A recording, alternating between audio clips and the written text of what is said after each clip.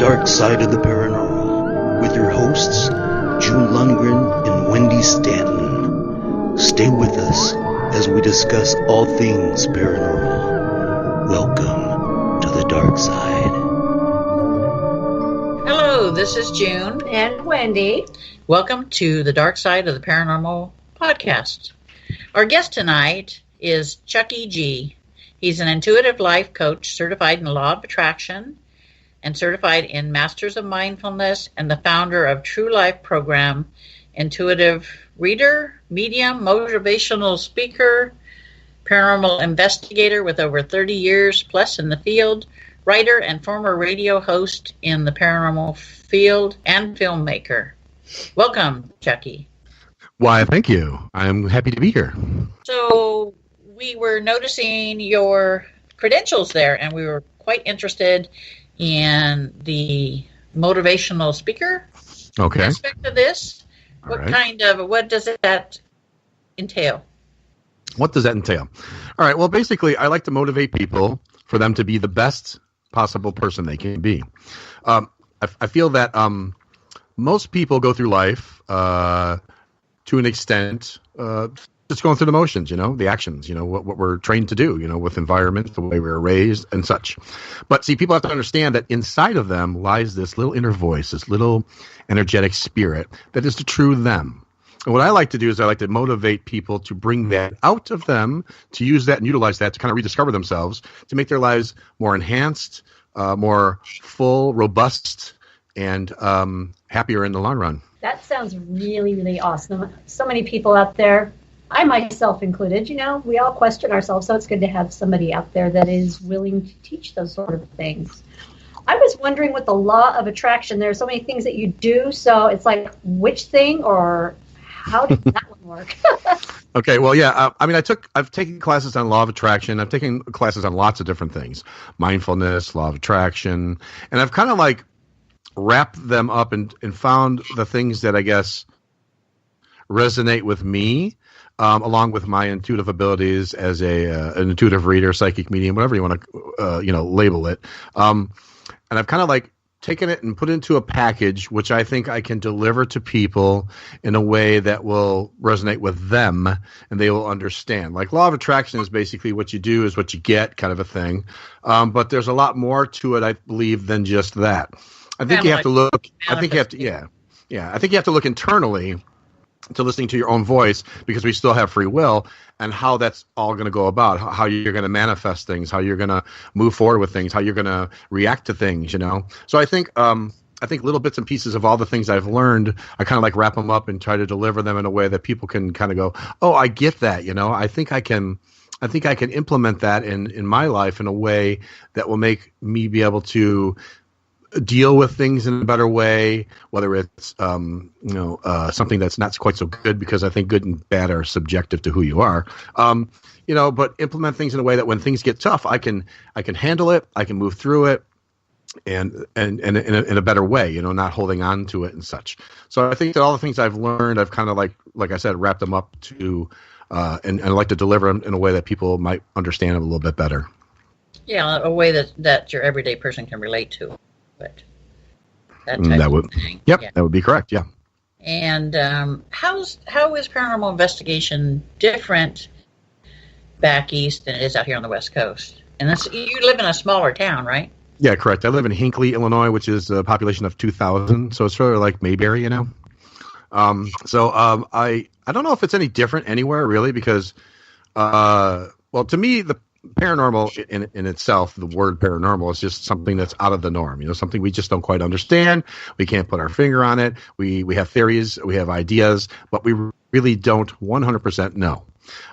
So I think that worldwide, the paranormal field is quite the same in what we experience. How we delve into it could be differently, I suppose, but as far as what you're experiencing and what's happening in theories, because we don't know 100% because it's out of the norm. So that's what it's all about. Is true to form, just depending on who you are and how you want to approach it. Whether you're going to do, you're going to use equipment, you're going to use maybe your psychic gifts, or a mixture of the two. So I think that overall the field is kind of the same, but like approachability is different. I approach it from the standpoint of I like to have investigations with the equipment, but I also put myself in the mix as a psychic to pick up on the things and kind of tune into the spirits that are there. And then between that and the equipment we have, because I think that your own personal experiences and you are the best tool for any paranormal, investigation. I think the mixture of the two brings out probably the best results as far as communication with beings that are not quite, alive in a physical form anymore. Yeah, I noticed that you're down in the Bible Belt and smaller towns. I think, when I was stationed down there in the military, it's a whole different world when you're talking about down south and these smaller towns and Bible Belt type thing. Yeah. Well, yeah. Yep, I agree. So what's your experience with that? Because you do come from a smaller town down there. Yeah, well, as far as the town I live in, it's very rural, so it's very, church-based, religious-based community. But I find it's interesting because I find that it's kind of half and half. Half will accept what I do and go with it, and some just kind of look at you like like you're strange or not evil, but they just don't connect to it. They don't think it's right. You know what I mean? But I don't. As far as I'm concerned, I don't judge that. It's like you can be and believe whatever you want to be and believe because it's true to form. We're all entitled to our free will. I believe in God. I believe in just like anybody else. I was raised a Christian. A Methodist church, and I just think that the gifts that I was given, were from a higher source, God, the oneness, whatever you want to call it, to do good things, to help people out, to reach out to them. So I just have to kind of go with the flow and move around those who are not interested. That is fine. For those that are, I can help them. That's great. Yeah, that's true. It's different everywhere in the way of how people believe. In the West Coast here, it's a little more acceptable and it's a little more prevalent for some reason, which I don't know why. And of course, people say, "Oh, well, California, anything goes in California," that type of thing. Whatever. But here in the Great Northwest, we're all kind of, Portland is all about keeping Portland weird. It's a melding pot of individuals. It's a melding pot? Yeah. I know people who are from the South, and they will look at you and honestly and truthfully think that what we're all doing, we must be worshiping Satan. Something's wrong with us. Yeah. They're old feelings. I mean, these are old feelings. Yeah, it is. It's, it's just not as accepted. People think that, there's... But then you have people that say, there's no such thing as ghosts, and when you're dead, and that's the way it is. There are no demons. Yeah, there's definitely no demons. Yeah. Right. I find that interesting. In the fact, I find I guess the most interesting part of those statements that you made was when people, like, I have people come up to me and say, "Well, do you believe in God, or do you believe in?" I'm like, "Well, yes, I believe in a higher source. I believe in God, the oneness, the great mystery. Depending on what your belief system is, religion is different to me than the belief in God. That's two separate things. And I don't knock anything, because if you have faith in something that makes you a better person, then I say go for it. You know what I mean? Yep. Whatever makes you live your life to the fullest, whatever makes you happy, whichever makes you to reach out to others, to help others. I think that's an important thing, and you should just treat it as such. I have my own ways of doing things, but yeah, I do have the occasional person that thinks that I'm doing something that's not quite so bad, so good. I mean, like evil or whatever. But I just have to say to them, I go, look, when we talk about spirits, ghosts, however you want to categorize that, I say, well, you have to remember that regardless of what we believe, you as a person are walking around with this energy inside of you. Okay. I look at it as a spirit and a soul. I believe there are two pieces to the puzzle within us that drive us as to be human beings. This is just my personal opinion. But if you were to say, well, I don't believe in spirits and ghosts, well, then how can you be walking and talking? Yeah, we can get biological and talk about the physical all day long, but the bottom line is there's something that drives you past emotion, past the physical, that makes you who you are. It makes you your individualism inside. So, I mean, on the outside. In the inside, I think we're all the same. You know, I try to tell people, look, we're all the same on the inside. We're all energetic beings. So to say that you don't believe in ghosts or spirits, but yet you're still walking and talking, I find it to be kind of an interesting conundrum on that, you know. So yeah, it's the same way here with people. They have a tendency to want to, you know, say that what you're doing is negative, you know. Mm-hmm. Right. And it's like, so I tell them, I said, like it says in the Bible, you know, how can Lucifer cast out Lucifer? I mean, really, you know, Right. a house divided against itself will fall. Exactly. You know, I've sat in a room with two other people, and we have all three sat and watched spirits move through this room. Mm-hmm. And I knew what was going on, and I watched the reactions of the other two. The one sitting next to me is like, nope, nothing's there. The one sitting across from me looks at me and is like, did I just see that? Mm-hmm. Right. Yeah. So, That's all. Yeah. Yeah. I agree. Three different points of view. The one is not going to say no. The other one's not going to say yes. And I'm sitting there going, oh, yeah, we saw that. Right. And you know, it's all based on your perception and your belief also, you know, because for some it's like it's just the way it is. They were raised that way, and that's just that just doesn't happen. For others, it's like fear of the unknown. You know, for others, it's like I just totally embrace that. You know what I mean? So yeah, there's all sorts of different perspectives and beliefs on that. And I say everyone's entitled to whatever they want to feel. You know, whatever makes them feel comfortable and safe. You know, I just, as far as I'm concerned, when it comes to even the paranormal or life coaching or readings or whatever, I just want people to know that innately inside them is this wonderful, beautiful, energetic being that needs to live. Needs to be let out and to live alongside with our physical self and our minds to do the best we possibly can in life, to live the life to the fullest, to be who we want to be, to follow our path, to connect to others. And if you kind of like shelter yourself down to just a tunnel vision of certain, you know, thoughts and processes, you're cutting yourself off from the bigger picture, you know. You really need to open up a little bit more and look at the larger picture of what's really going on here, because there's so much more than kind of meets the eye, you know. That's true. I mean, my grandmother used to tell me, you know, keep an open mind, because there are things in this world and the next that you don't know about, and you'll always learn new things all the time, every day of your life. Yep. Mm-hmm. Yep. I agree. My grandma used to say, I'm still here today because apparently I haven't finished learning what I'm supposed to learn. And she was over 100 years old when she said that. Yeah. Well, yeah. When your time is up. Yeah. Correct. Yeah, there's lots of different beliefs out there. So I just like to reach out to people as a whole when it comes to the coaching and stuff, just to get them to be, like I said, the best they possibly can be. Like let's break it down. Okay, we have our spirit, our inner voice, our kind of like we're built in with this GPS when we're born. This is my belief, and it's innately inside all of us. Kind of like our path and what we should be doing and how we should be going about it. And then we have our minds, which are like computers, and they just suck in everything and become programmed to especially our subconscious, I should say, to all the different things around us, environment, the way we're raised, things we see on TV, everything. Then you have your conscious mind, which is your ego and everything up front, which when I'm thinking I want to be good, I can be good. When I'm thinking I want to do something else, I can do something else, you know.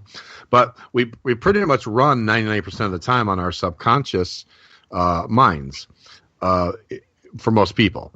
I personally like to run on my inner voice, my spiritual side, and allow that to guide me, using my mind as the tool it was made to be, reprogramming it to be more apt to things that are more positive, that are more helpful for myself and others.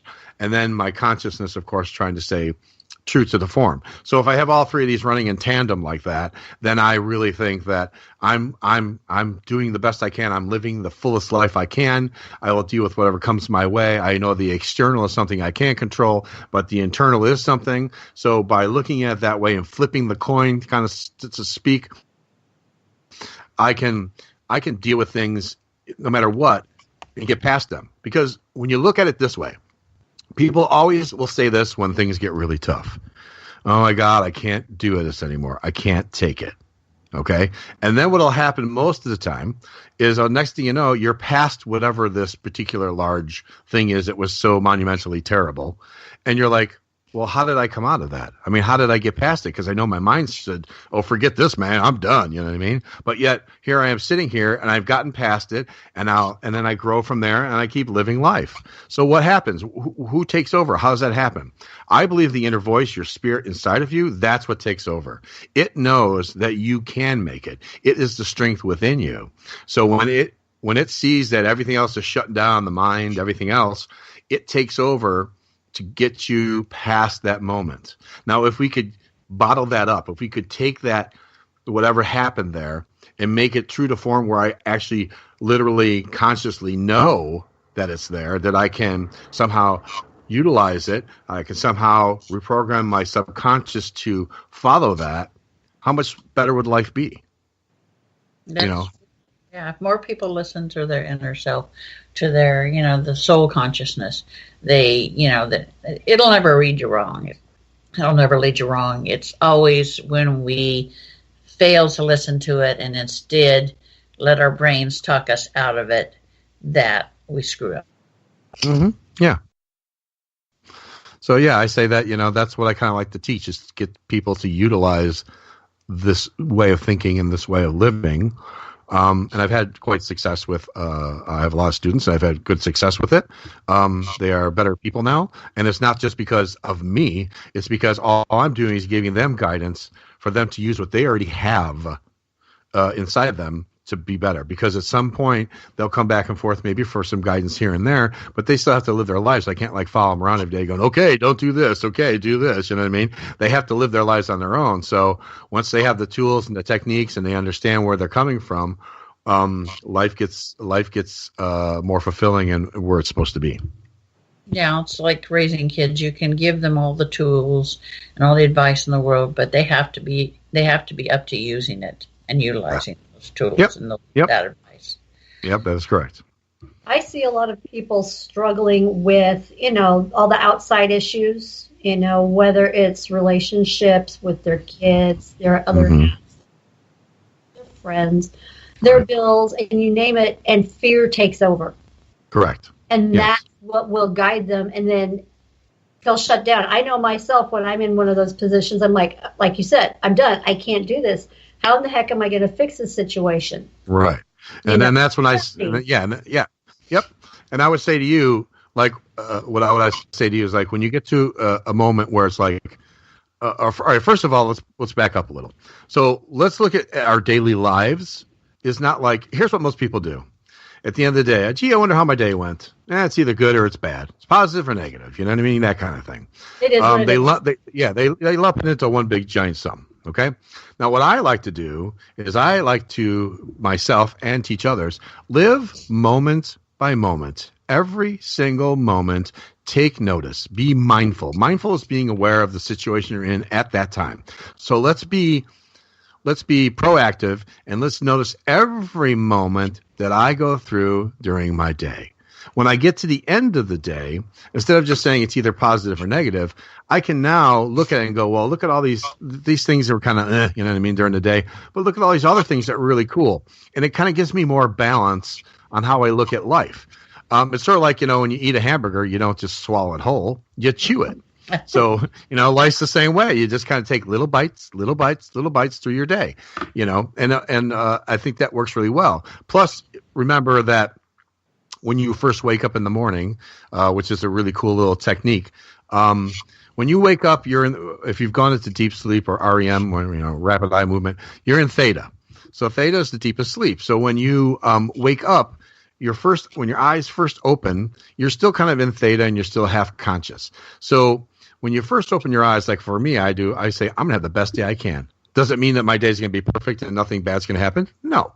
But what it does is it implants this thought that's in a seed that's in my subconscious that even when things are coming at me that are negative, I'm going to be like, you know what? I remember I'm going to have the best day ever. So how do I tackle this? Let's slow down, take breath. I call it the three step, just stop for a minute, breathe, count to 3. Now how do I deal with it? Versus just reacting to it right away. Because when you react to it right away, you're just going to go with whatever the brain has been kind of pre-programmed. And usually it's a bunch of stuff you shouldn't be doing anyways. So, if I just stop and go, whoa, okay, I don't like the situation. This is uncomfortable. I'm not happy. But how am I going to deal with this in a real world situation? How can I deal with this internally so I can stay as calm as I can as I deal with the external, which I can't control? See? Yeah. So that's the kind of the way I look at it. So. Well, control's an illusion anyway. So, I learned that a long time ago. And when my trip to the other side helped me learn that. Can I not take that trip for a long time? I don't really want that lesson. No, it was a short trip, but it was interesting. Short bit horrible. So everybody has a defining moment when they decided to investigate the paranormal or become, aware of the paranormal, or, what was your defining moment that got you interested in doing investigations and stuff? Okay. Well, when I was younger, in my preteens or whatever to early teens, I loved reading books about everything, like anything that was unknown, just because it was kind of cool, And then when I was about, let's say 15 or 16 years old, my mother got lung cancer. She was 36. She was still young. And I watched as she started to kind of wither away, And in my mind, people are always telling me, you die and you go to heaven, you go to hell. And some people say, oh, you die, you just fade to black, blah, blah, blah. And my thought process, I always felt internally, there's a lot more to this. There's so many more choices that happen when we move on. It's not a set thing, No. So she did finally pass. And I remember being at home one night watching TV. My brothers were sleeping. My dad was out. And I heard this like walking in our kitchen area. And it was like, feet on tile. So I'm like, well, oh my God, I'm freaking out. The house is locked up. I'm by myself. Who's in the house? Because it was that real. So I got up. I went to the kitchen, flipped on the light. Nobody there, of course. And then I realized as I looked down, well, after my mom had passed, he had changed it and put carpeting in the kitchen. So I'm thinking, well, wait a minute. How am I hearing these footsteps on like tile floor when there was carpeting in there? And then my memory goes back a little farther to remember when I would be laying there at nighttime and I would hear my dad talking to my mom towards the end. He was trying to feed her, cutting up her food, and she would say, I can't eat this. It's just too painful. And she'd be pacing. And so what I was hearing was the pacing of my mother from so far back. From before she had passed. So then I took that to heart and I was like, that was very interesting. And it's kind of stuck in my head. And then what happened just a little bit later was a couple weeks later, I'm thinking, okay, it was still, fresh in my mind. I'm coming home. It's pure daylight. I'm walking. I go to step across the street and I look across the street and there's my mom standing there as healthy as you and I, looking just like a real person across the street. And I look at her and she smiles. And in that moment, I knew my passion, the things I loved, the things I wanted to look into, the things I needed to know more about or felt I wanted to know more about were within this field. Then a car goes by, she's gone. But that was like, I think, to me, my ultimate sign to say, don't give up on what you're believing in. Don't give up on how you feel about things. Because I'd always been able to pick up on things and see things that I thought everybody else could see, and I just evidently they couldn't, But been there, done that. You don't try to share that. So it's like, okay, So, but after that was the sign. That was the sign from above to say, you know what, you need to get into this. You need to look into it. It'll help you to feel better about what's happened to her, and to kind of like. And I just got sucked in after that. So. It does draw you completely it does. whole. You name it. Yeah. Oh. Yeah, it does. Yeah, so that was pretty much my that was definitely my defining moment, I guess you would say. So you're doing the paranormal investigating now, and any interesting cases That lately you're able to talk that about. you're able to talk about? Yes. Yeah, actually we did a case at a place I'd like to plug it really. It's called the Edgebrook Country Club. It's in Sandwich, Illinois out here. It's actually where I'm going to be it's going to be my home base as of February. Nice. And you can actually go to Facebook, go to Country Girl of Edgebrook on Facebook and find them, and they're really awesome. They have all sorts of events and stuff that's going on there, and I'm going to be doing life coaching there and readings and events. And so they called me in because it's also haunted. Nice. They said, hey, we want you to come in because I knew the lady, Kathy. She's a good friend of mine. And I've done readings for her, and she loves, the fact that I guess she puts a spot on. So she said, I want you to come in with your team and see what you can do. And I said, well, I'd love to come and communicate. Because to me, I look at it as though I know the paranormal's there. I know everything's there. I just like to come in and communicate and talk. It's fun. It's just like talking to you guys. It's no different. And if I can bring them forward to know that, hey, some of us know that you're around, that we would like to speak with you and show the respect that they deserve, I usually don't have too many problems. So I said, sure, I can come in and see if we can document anything for them, because they'd had all sorts of experiences. They just wanted to see, what it was all about. So we did. We went in there and we did an investigation at night. We got so much video stuff on video, like experiences of just like audio as we're talking. So many EVPs. We got my poor brother came with us on this first investigation. He got chased out of a bathroom, which was pretty humorous. Yeah, we had one of our investigators who's Mike and Melissa are the two investigators for me, Mike Williams and Melissa Marquez. They're brother and sister, so they come with me too. And so poor Mike got chased out of the hallway because something was chasing after him. You could hear the footsteps. It was just so crazy. So we had a lot of fun, but we got to speak to a girl named Sally, a little girl that actually resides there. She's about 8 years old. And I've seen her quite a lot, myself as a psychic, but we wanted to just get her to come forward and speak through like our equipment and stuff, which we got way more than we thought we would. So, it turned out like a really good investigation. We had really good communication. We're going to actually go back there again. We're doing it overnight with some of the employees that want to be there as it's happening, because we had so many personal experiences. But it turned out to be really well. There were many spirits there that wanted to speak and talk and just thought it was just the coolest thing. But I think one of the interesting EVPs we got was I kept seeing, I guess this gentleman's name was Pete, and he had passed away, and he used to come there. So I see this shadow of a figure of a man kind of moving behind these posts. And I'm thinking, I can see this guy. He doesn't think I can see him, but I can see him. I thought it was kind of funny, because he's trying to peek out. I'm like, I can see you. So all of a sudden you hear like on the audio, you hear a male voice go, I think he can see us. And then the lady goes, easy. And then it was like, that was so funny because it was like, here they thought, they were thinking, can he see us? I'm like, yeah, they can see us. So I thought that was kind of humorous that I'm sitting there going, I can see you. And then finally they came back with a conversation just like that, Nice. Those are always the fun ones when you actually are having some interactions. Oh yeah. Fun. Yeah, I love them. They were, we had a couple of moments where the little spirit of the little girl came, like I was sitting in a chair and she tickled, no offense, but she tickled my butt. My side of my butt. I kind of jumped a little and I go, hey, you know what I mean? And then I go, and then the girl and Melissa goes, well, what happened? I go, well, someone just tickled my bum.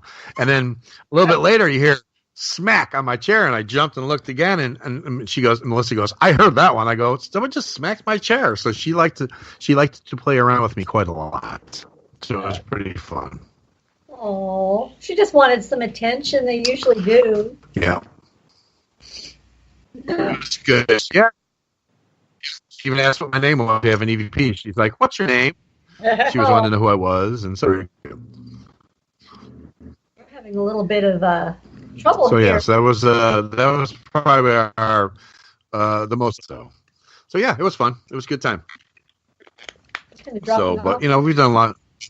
done lots of them, lots of investigations around here. We've done the Egyptian theater about 3 or 4 times. I like to go into I like the larger ones because they're fun, but I like the homes because you can go in to help educate as well as alleviate fear. You know what I mean? Because a lot of times what they're dealing with is not paranormal at all. It's like quite the contrary, but you want to go in there because they're believing what it is. So you got to find out where they stand on it. And then I always say, okay, so whatever my findings are have to be based on while I'm here. I can't base it on stories, even historical. I have to base it on what I'm experiencing while I'm here. Are you willing to accept what I tell you when I'm done? If they're good with that, then we move forward and we try to help them and try to show them if there is some like paranormal, what it could possibly be. Sometimes it's family members, whatever. Show them how to take charge of their home in a respectful way to deal with the entities, whether they want them to stay or go or whatever, But I think it's really cool to get in there and to kind of educate and help them because sometimes we go in and it's like totally non-paranormal and it's just like, well, this is this and this is this. And they're like, oh, thank God. You know what I mean? They're just like, they're like so happy that you at least figured out what was going on, that it was all good, so. What is the weirdest EVP or thing that you've ever gotten from a ghost or spirit? Oh, Lord. Well, there's a couple of them I don't know I can say on air, but we've been I've been sworn at quite a lot with the F word. Well, yeah, that's one of their favorites, the not nice words. Yeah. But I think that one of the funniest ones to date was that one where they were like going, I can see him, he can see us, which was funny because they're like talking about me like I'm talking about them. I found that to be extremely humorous. But I mean, we had the F-bombs or grumpy people. We had one that was really weird that wasn't even like they weren't talking.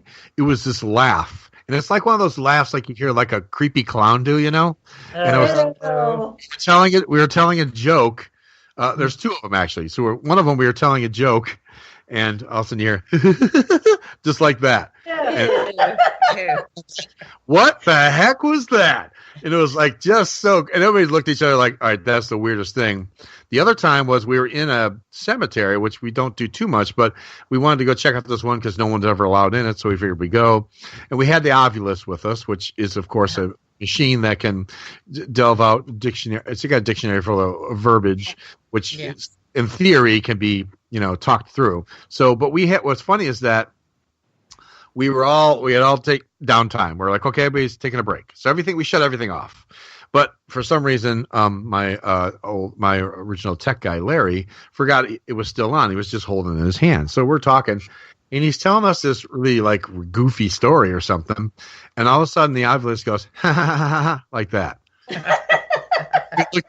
He's like, what the heck? And I go, is that thing still on? He goes, yeah. And I go, but it doesn't do that. He goes, I know it's not. There's no ha ha ha ha programmed in the. Like we were totally scratching our heads, and of course we're like, did anybody get that? And everybody's like, nope, because we had to shut everything down. So yeah, we went to Astoria, Oregon, which is Oregon coast.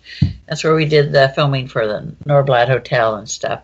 And we were having dinner the night before. We decided to go. I asked a local. I said, "Where's what have you got that's haunted for me, where we can go and have dinner or whatever?" So we went to this little place, and there's a little bar. A little bar. It was like it was built in what 1900 something. It was earlier than that. Yeah. Anyway, the late 1800s, and by the sailors. Yep. Because it was a port town. And you could feel them everywhere in this place. They were wandering everywhere. And somebody asked me, he says, there's somebody here, there's, oh yeah, it's haunted, and there's so-and-so here. And I'm like, no, that's not his name. And they're like, what? I said, his name is William.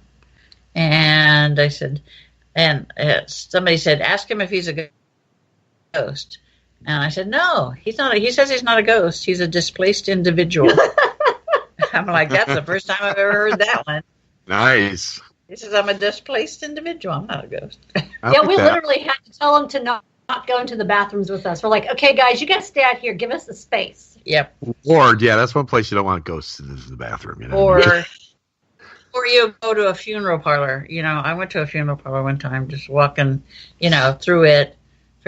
And the woman's like, will you just tell them that they didn't they didn't put me in the dress I wanted. I wanted the blue dress, and they've got me in a green dress, and I hated that dress. I've always hated that dress. You know, this woman was going on and on and on about it. I'm like, really? Give me a break here. I can't at it. Your body's long gone. You know, and she was still hanging out there, still wanting to get that blue dress. A couple of years ago, we went to a funeral home here in the local area that's had quite a number of special guests pass through it. Mm-hmm. I'm not going to mention the place because we promised we wouldn't. Okay. But one of the guests was very famous, and they had a room named after them. Okay. And he was actually there standing behind me. June's busting up laughing. I can feel this individual standing behind me, and she's just cracking up because we're in his particular room, because before it was a funeral home, it had been a funeral home.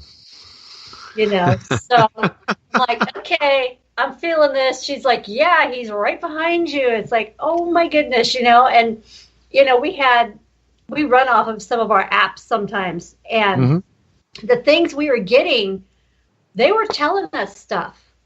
And I went back to the individual that had invited us, and I said, here's what I got. And this individual goes, wow, they were telling on the place. They were telling what they knew was up and coming, and they told me about it. And so I discussed this with the person, and it's like, yep, here's what's going on, and they are not happy with it. See, I think that's awesome when you get the because, you know, you have residual and you have intelligent, and most people, if they like the paranormal field, they don't really have to explain, but residual is just a energetic memory, like a footprint that's been left behind, versus the intelligent. Yeah, it's versus the intelligent that can, you know, talk to you. So, and I like when I investigate, I like to make sure I'm layering it up to make sure that I'm hearing, you know, information given to me by the stuff we're asking about, plus maybe some background research, plus, you know, some video or whatever. You know, I like to layer it so that way it's more substantial when especially if you're doing it for somebody else. You know, they want to be able to see that. You know, for me, I already know they're here because I can hear them in my head, and they're like whispering at me and they're saying stuff. But, you know, for affirmation for the people that you're dealing with that want to see what's going on with it, whether it's their home or their place of business, then I think that's really cool when you can do that, kind of layer that up. When I did my taping with Ghost Adventures, I was over on a Washington Peninsula at a lighthouse. And there was very active energy as well as the residual. You know, I went through the motions with the wife in the home. You know, she, you know, was doing her pacing and different things. You know, back then there's not a whole lot that goes on out there. Right. You know, so she had her ritual, and when we were in there, she was doing her thing. As well as having the ability to see what actually had happened to her. And, you know, so it was very interesting. He was definitely there, and he was definitely not a happy camper. And he definitely wanted me to know he was not a happy camper. But he was, you know, he was very active in it, and she was just there going through the motions. And I know that this poor man wants to go back and be with her, and we'll get that taken care of. But it was very interesting being able to be with all of those, as you said, those different layers. I mean, I got to experience even further back. I had no clue how far back. I just knew there were some Native Americans of some sort, and some of the things that had occurred. And we don't do history research because what value is that for sensitives or psychics? Yeah, we go in cold whenever we go into a place. Yeah, so I knew nothing about it, but I was telling the individual with me, here's what I hear, here's what I see, here's what I'm feeling. And then when we watched the show, we got to see the historical side of it. And I'm like, whoa, some of those things are pretty far back. Right. You know, exactly. I mean, I call myself more sensitive than anything. I'm still busy developing. Yeah. And so I couldn't sit there and go, well, I think it was a set of Indians from like the 1800s. I couldn't tell them that. I just knew what I was feeling and seeing. So all those many different layers, like you said, make it really, really interesting. And then when you sit and think about them, it's like, whoa, that was really cool. And exactly. Not always are they apparent until, you know, you will be in a place that's really old and it's been like, you know, many things. And it will. Well, yeah, because it's, you won't know until you get in there and start talking to the different spirits that are in there. well, correct. Well, then you got to remember too that when you go into a place, any place, okay, like you said, it could have been many different places. It could have been a different building on there, the land, the articles that are within the building, the people that are within the building. They're all different ways of looking at how this energy is being attached to this particular place at this particular time when you're there. It could be the people, it could be an article, it could be the land, it could be the building, it could be anything, you know. So you have to, you kind of look at it that like for when I went to the Edgeboro Country Club, I went there for what they call Bazaar. It was like this thing where we have all these different readers, and we all had our tables, and we would do readings for people, you know, and they would come, and there was music, and, you know, it was like a really cool festival, you know.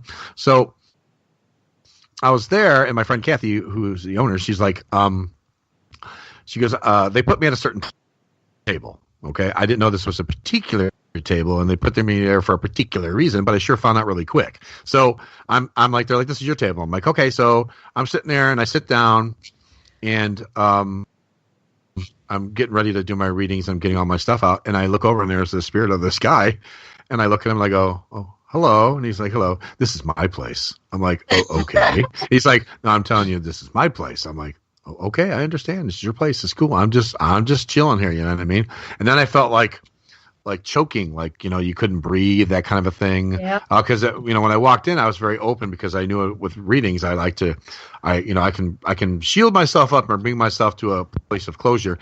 But when I'm there, I like to open up because I'm going to have to be reading all these different people. But I have to be very careful about what I'm picking up because once I open myself up, it's like a faucet, man. I have to be very careful what I'm putting in and what I'm not. So yeah, so I'm like, okay, so this guy, whatever. So later on, I go up to the bar when we're done more towards the end of the day. And so Kathy goes, so she was with a bunch of employees. She goes, so I put you over there for a reason. So what did you pick up over there? I go, well, I don't know, but there's this really cranky kind of guy over there. Keeps telling me it's his place, that he's the boss here or something. And then I felt like some choking and something. And she looked, and all her employees got super quiet. And she looked at him, she goes, I told you he'd pick it up. And I'm like, what are you talking about? And they're like, there's this guy named Jerry. He was the manager. He died right in the spot where you were doing your readings because he was choking and whatever and had a heart attack. I think it was a heart attack, whatever, and then died right there. So you just told us who it was. I'm like, oh, okay. Thank you very much for not warning me about this or whatever, you know. Yeah, but it was kind of funny. So that's kind of how that all started. And they're like, oh, we want you to come back and do this. And so, but I mean, for me, it's like, I don't know. I can't explain how it works. I don't know how it works. I'll be very honest. I just know it works. And I've worked with June. June helped me to a lot to open up. Like when I met her, I was like, I just a little peek into what's going on. You know what I mean? I kind of closed myself off as I got older, and she was able to help me to open myself up all the way again to where now I'm like, I walk into a room, and if I say I'm going to be open, I get goosebumps, my hair stands up, and I go, okay, here's what's going on. And I just rattle stuff off, which I don't know where it's coming from.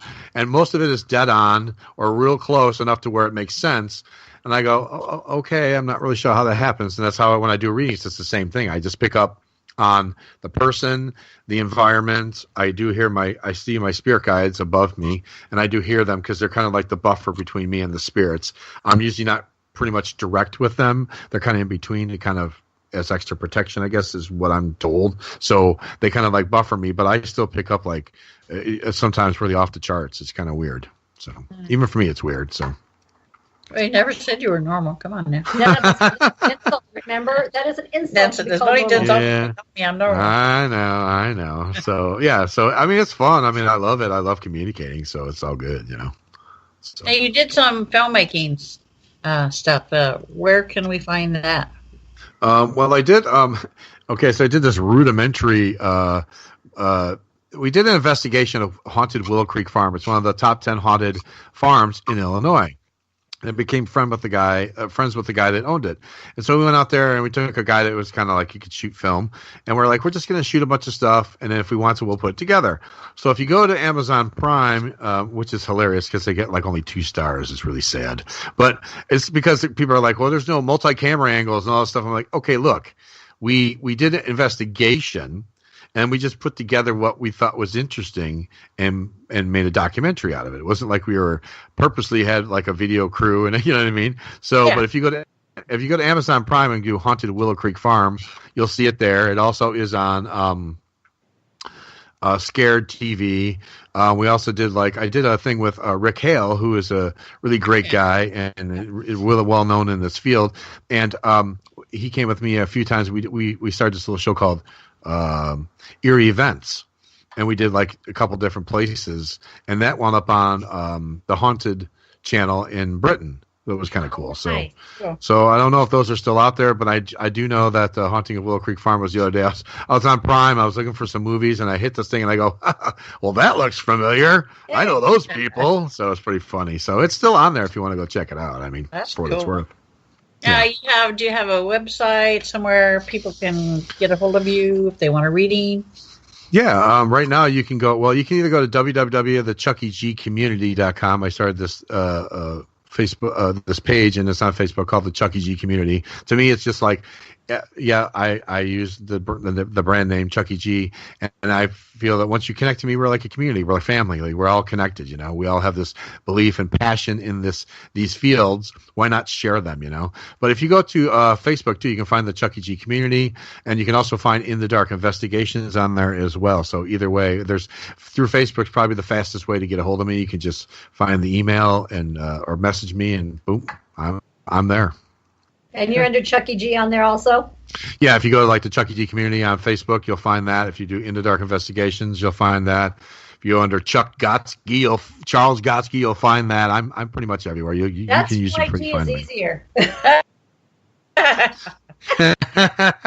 You can find me everywhere. Yeah, I'm on there, and of course I have the website. So, but yeah, through Facebook's the quickest way, and then you just message me, and we can do, because I do readings through Skype, on the phone, or in person. Like I said, like the Edgeburg Country Club, I'll be starting there in February. So I'll have Mondays where I can sit and do life coaching and readings, and then I'll be doing all sorts of events and stuff coming up. All sorts of stuff's going to start happening here. So you keep everything updated on the ChuckieG Community, right? So people want to find you, they can. Yeah, if you want to go to Facebook is more updated right now. I'm working on the website. It's still there, and it's got a bunch of stuff on there, but it needs to be updated. In fact, I'm talking to my web designer tomorrow to see if we're going to work out with that, if it's going to change, because I might be doing some rebranding too. But for right now, just go to Facebook, look up the ChuckieG Community or In the Dark Investigations, and you can find me, message me. That's the best way to get a hold of me right now. Cool. Any new adventures that you're doing? Well, there's no. I mean, basically, I've talked about most of that right now. The new adventure is I was at a shop here, and I want to give them a little kudos. Right, I live above this shop.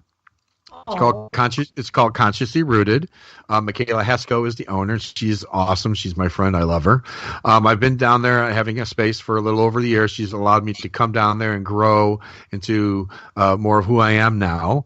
I'm going to be moving out of that space because I just feel it's time to move and grow some more. So I'm going over to the Edgebrook Country Club, which is at Country Girl of Edgebrook. You can go on Facebook. And I'm going to go there because they are more, it's a larger venue, so I can do they can do dinners with events and stuff like that, and then plus doing all my readings there and stuff. So we're kind of this whole thing is going to morph into something very large, I believe. So that's what's kind of new right now. And then as far as investigating, we don't have anything except for sometime in January going back to the club to do an overnight with the people that are there, which ought to be really fun. And I just keep my lookouts for other places. I have people that'll come and ask for us to come and investigate, so that's always happening. So now you're looking into coming out to the Oregon Ghost Conference, which is March 23rd, 24th, and 25th. You think you're going to be able to make it out? I know we're going to give it a shot. My fear of flying is the only drawback to all this, because I came out there. She did it to England, and she's I'm afraid. Terrified. Oh my God! It's like backwards. okay. Wait, let me explain here. Okay, so I came out to Oregon a long time ago. Yes. So and I stayed at the Old Wheeler Hotel because I wanted to see my good friend Karen Fraser from Paranormal Underground Radio, which is my co-host, and her husband Jim. And I saw June, and I saw lots of people that I had talked with them, but never met them. So I think it was really awesome to meet them in person. The 4-hour flight though was somewhat scared the crap out of me, to be honest with you. But then the worst part was when you come to land in Portland, no one tells me that it's G-force as you're coming down to land, because I guess they're going over the mountains coming straight down. Right. So after I got done pooping in my pants, I should wear Depends next time. It's Depends on or whatever. I was fine.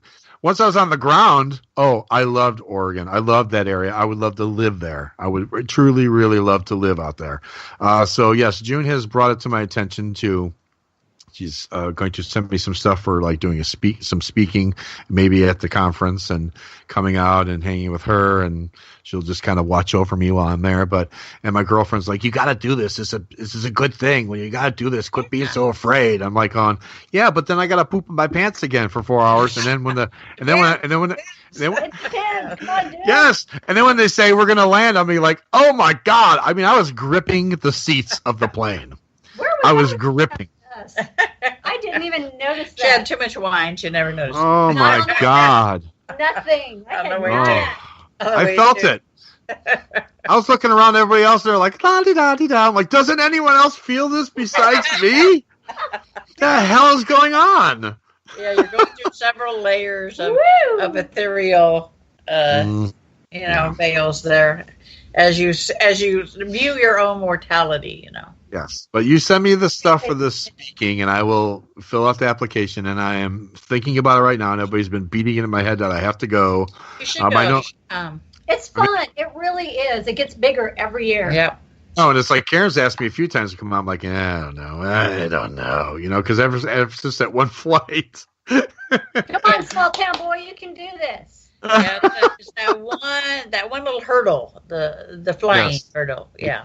Really, yeah. If I can get past that hurdle, landing and being there, I'm good. I'll stay forever. May not happen again. Yeah, you might not have the same G-force thing that you had before. I don't understand why that was. I've been on planes before, and when we landed in Chicago, it was all like, we'll slowly land. Okay, we're good. I don't understand what that was about. Cascade Mountain Range. My Lord. It was messing with your internal mental compass. There you go. Yes. Yes, it did. Almost messed with it all over the seats. All I got to say. You have to close your eyes and go to your happy place. Come on now. Yes. I know. Were you just telling us, do we need to go to our happy place? Yes. Come on, spirit guides. Talk to me. Just talk to me while it's happening. I'm not paying attention. Help me. Yes. Make me not realize what I'm doing, that I'm an idiot and I'm flying. No. That man should not fly. He'd have wings if he should fly. They just think it's funny. They're watching me on the plane. They're giggling. I can hear them giggling. It's like, you're a spirit guide. You're supposed to laugh at me. I was like, why not? We still have a sense of humor. It's funny. Look at you. I'm like, oh, Lord. They do it to me all the time. Yeah, well, Oh, now you were talking to me earlier yesterday about doing some classes or something on manifestation. I know it's a really big and hot topic of manifestation is. Yeah. Can you tell us more about it? Well, you and I talked about it, and I talk about manifestation the same as prayer, you know what I mean? Mm-hmm. And I was thinking about maybe delving into that, because I've delved into the happiness theory, and I've talked about that. Right. And I do like to teach all sorts of different things. So I was thinking maybe teaching people what manifesting is really about, and how to go about doing it, and what you're really going to get out of it versus what you think you are when you go, I'm going to manifest $1 million. It's like, well, if anybody can figure that out, you let me know, okay? Drop me a line, because it's not going to happen. But I mean, as far as your needs versus your wants, and what comes truly to you, and it all, I know it's going to connect around to your inner voice again, but it all works in tandem. I think that it would be kind of cool to kind of maybe show people how they can manifest by doing through meditation and mindfulness and such. It's kind of a mixture of all that together. You can actually wind up doing it, because I don't really have a problem with it as far as manifesting, because change is always. I mean, people go, oh, I hate change. Well, then I guess you hate living, because change is like every 5 seconds. They're like, what are you talking about? I'm like, okay, so you wake up in the morning, you have eggs. Tomorrow you wake up in the morning, you have cereal. You get up and you put your shoes on one way. You get up and that's change. Everything's changing always. Yep. True. I said, when you're looking at things when you're saying change, you're looking at events. You're looking at the external. We go back to the fact, well, yeah, you can't change that, but you can pull what you can pull out of the external, whatever positive bits you can pull out of it. Someone goes, oh yeah, well, they go, so my grandfather just died. What positive thing can you pull out of that? And I go, okay, well, look, the grieving process is true to form for us. We're human beings. We will miss that physical person. I got it. Okay. I have people who died too, and I'm sad that they are gone physically, but I know spiritually they are never gone. And if they want to come see me, they can come see me. If they want to, even if you're not a psychic or whatever, everybody's intuitive. Everybody has this psychic intuitiveness. So you can pick up when someone's around, smell their perfume, hear a song that reminds you of them. So you know what I'm going to pull out of this? I'm going to pull out all the memories of the person that they gave me, all the times I had with them. And I'm going to look at that in a positive light and wish them the best on their next adventure and go through the grieving process, but remember them with a positive, happy outlook. That's what you do. Yeah. Yeah. They'd love to talk to my inner voice because there's so many of them in there, and they're all confused. Well, you got to put one of them in charge and say, okay, this is the one we're all going to listen to. Okay. They fight. They fight constantly. I am a very confused woman. Wow. Okay. Well, maybe you and I ought to talk sometime then. I just have a bossy inner one. Mine's psychotic, I swear. This is what we're going to do today, and it's going to cause you trouble. How can we get you into trouble today? Let's see. Thank you so much. That's the voice you're not supposed to. That's your mind. That's not the inner voice. That's your brain going, woohoo, I'm in charge. Yeah. It's like I used to talk this thing called Uncle Ralph and Aunt Betty. And it used to be this little thing. Okay. Uncle Ralph is the backseat driver. Okay. Our bodies are like cars and we're the driver inside them. So Uncle Ralph is like the mind, the dude who thinks he knows everything because he's got all this programming. And Betty's the quiet little inner voice that really kind of knows what's going on, but it's so hard to hear. So Uncle Ralph's like bellowing, going, all right, I'm going to go, I'm going to go to the store and get some milk. Just go down this way and turn left and whatever. And don't forget that road there. It's bumpy. So you don't want to do that. Go over here. And then I wind up getting lost every single time. I'm like, this dude is so loud. I'm getting lost. So then I go, one day I hear this little, I'm like, oh, it's Aunt Betty. She's saying something. Shh, Uncle Ralph, shush up for a minute. So then I listen and I go, she goes, if you just go down here and make a right, that's where the store is. And I do it. And I'm like, oh my God, there's the store. I can get my milk. What the heck just happened? So I'm like, all right, you know what? We're going to have a little meeting here. We're going to turn the volume knobs a little bit differently. So I teach people, close your eyes, visualize knobs, stereo knobs, slider knobs. I don't care. Aunt Betty has certain kinds of knobs. Uncle Ralph has certain kinds of knobs. Turn Uncle Ralph down somewhat. Turn Aunt Betty up a little bit more so you can hear her first. And then just kind of lead by Aunt Betty. And then Uncle Ralph, if we try to kind of retrain the guy that he doesn't know everything, that we can show him the right things to think about, then in tandem, we're all good. So that's what I talk about. There you go. Yeah, that's quite easy unless you got a warrior angel inside you. That is a troublemaker. The world's biggest troublemaker. Always talking. Blah, blah, blah, blah, and always saying the wrong stuff. Open mouth, insert foot. All of the feet. Every foot can be found. Well, that's the way I look at it, and I think that for most people that works out pretty good. So there you go. There you go. Oh. Well, Chuck, it was great having you on our show. Great talking with you again. Oh, yes, always. We'll have to have you back later as we get a bigger and bigger following, and you can update us on all the new stuff that you're into. And we hope to see you at the Ghost Conference in like March. 3.5 months. Yeah. Oh, my God, it's that close? Oh, Lord. Go stack up on the Depends now. I got it, Then we can torture you in person. Time. Yeah. Oh, yeah, that's awesome. Hey, thanks, guys. I can take a 4-hour flight and then get tortured. This is so much like you can meet all our inner voices. What's even worse is when I pick you up at the airport and you have to drive with Mario. Which one? Mario Senior. Yeah, but then when we go to the actual conference, Junior's behind Kyle Busch here is all in charge. Oh, Lord, help me now. Well, I do appreciate you guys having me on. This was fun. I've been on the radio in a while, but I always enjoy coming on to speak about my passions. So I do appreciate you inviting me to come on. Well, thank you. We loved having you. Well, thanks very much. Have a great rest of your weekend. Bye. you guys. Bye.